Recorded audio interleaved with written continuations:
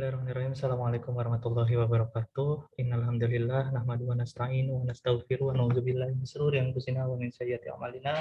May yahdihillahu fala mudilla lahu wa may yudlil fala hadiyalah. Asyhadu an la ilaha illallah wa asyhadu anna Muhammadan abduhu wa rasuluh. Oke, teman-teman semuanya yang dirahmati Allah Subhanahu wa taala. Alhamdulillah kita kembali lagi di pembelajaran biologi kelas 10 IPA. Sebelumnya gimana kabar antum semuanya? Insya Allah tetap diberikan kesehatan, tetap dijaga pola makannya juga, seperti itu ya teman-teman. Oke, hari ini kita akan belajar mengenai sistem klasifikasi makhluk hidup, karena kemarin kita sudah membahas materi tentang klasifikasi makhluk hidup secara umumnya, dan hari ini kita akan membahas macam-macam sistem klasifikasi makhluk hidup. Adapun kita akan coba mengulang kembali materi sebelumnya bahwa tujuan dari klasifikasi makhluk hidup sendiri itu yang pertama dapat memudahkan dalam pengenalan dan pembelajaran organisme yang sangat beragam dan bervariasi. Dan yang kedua adalah untuk mengetahui kekerabatan organisme dari asal mula organisme tersebut. Dan yang terakhir adalah dapat mengenali atau dapat mengidentifikasikan jenis organisme yang sangat bermanfaat bagi kehidupan manusia. Oke, sistem klasifikasi makhluk hidup itu sendiri dibagikan menjadi 3 nih teman-teman. Ada yang alami, ada yang buatan, dan ada yang filogenik. Apa itu semuanya? Nah, kita akan bahas satu-satu.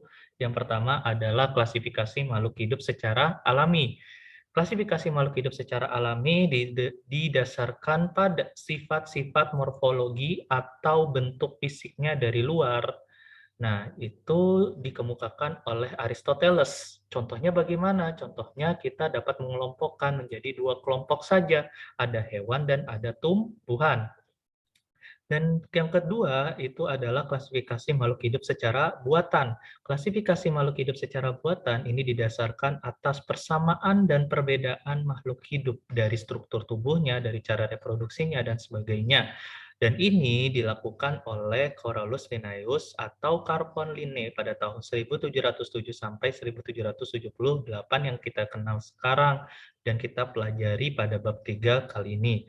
Dan yang terakhir yaitu adalah klasifikasi makhluk hidup secara filogenik yang didasarkan pada teori evolusi Darwin dengan melihat keturunan dan hubungan kekerabatan. Contohnya bagaimana sih teman-teman? Nah, kita lihat di sini.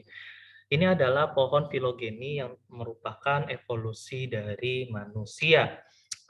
Yang pertama dari lamprey, terus habis itu berevolusi ada rahangnya, itu contohnya adalah ikan hiu, lalu eh, ada evolusi paru-paru, salamander, dan ada membran amniotiknya, lalu berevolusi ada rambutnya, lalu evolusi tanpa ekor, dan akhirnya berevolusi menjadi manusia. Ini didasarkan pada evolusi yang dikemukakan oleh Darwin.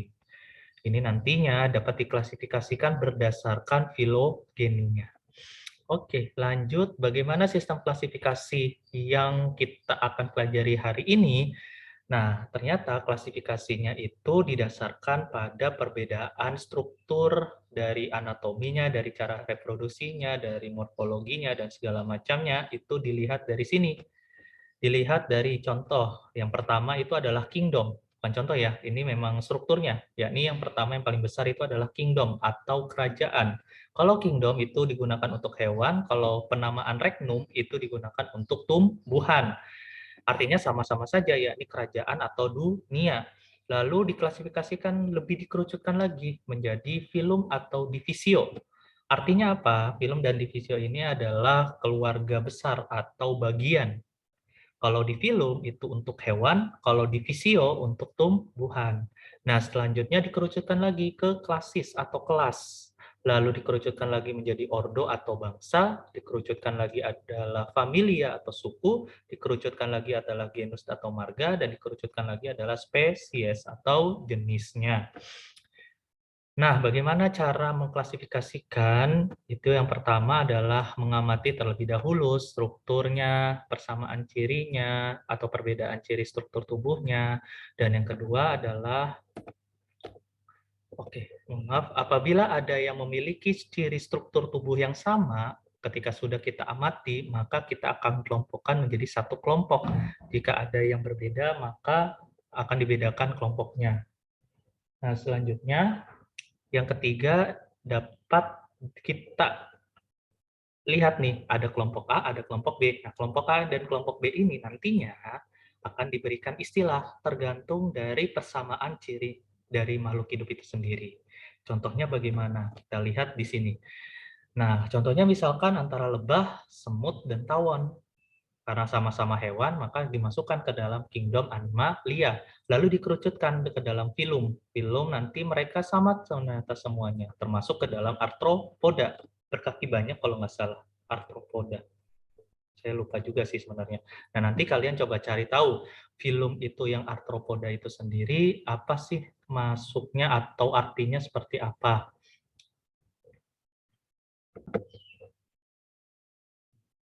Arthropoda ini ternyata bukan antropoda ya. Kalau antropoda itu banyak kakinya. Kalau arthropoda ini memang kebanyakan itu dimasukkan ke dalam jenis serangga-serangga yang memiliki kaki itu bersendi yang menyambung jadi satu. Antara sendinya itu nyambung jadi satu.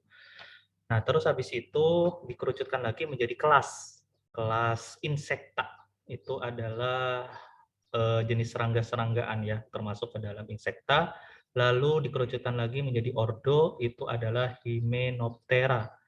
Lalu dikerucutkan lagi menjadi famili, masuknya nih ada perbedaan. Kalau di lebah itu Apidae, kalau semut itu termasuk ke dalam Formicidae, dan tawon itu Vespida. Vespida. Dan akhirnya kalau di genus itu namanya Apis. Nah, dari genus ini kita dapat memberikan nama atau binomial nomenklaturnya dari masing-masing hewan tersebut. Contoh lebah, nanti spesiesnya namanya Apis spesies. Lalu semut Oesopila, di genusnya kalau di spesiesnya namanya Oesopila smaragdina. Lalu di tawon itu genusnya adalah Vespa, kalau di spesiesnya namanya Vespa sp atau Vespa spesies. Nah, itu adalah bagian hewan. Di tumbuhan, tingkatan taksonnya, kingdom. Nah, karena padi dan jagung termasuk ke dalam tumbuhan, maka dimasukkan ke dalam plantae. Lalu dikerucutkan menjadi divisi, sama-sama merupakan spermatopita atau tumbuhan berbiji. Nah, dikerucutkan lagi ke kelas, sama-sama juga masuk ke dalam monocotyledonae atau tumbuhan berkeping satu, berbiji keping satu. Lalu ordo Poales, famili Graminae, genus Oryzalin, dan spesiesnya itu penamaannya. Kalau di padi namanya Oryza sativa, kalau di jagung namanya Zeamais. Itulah sistem klasifikasi secara taksonominya.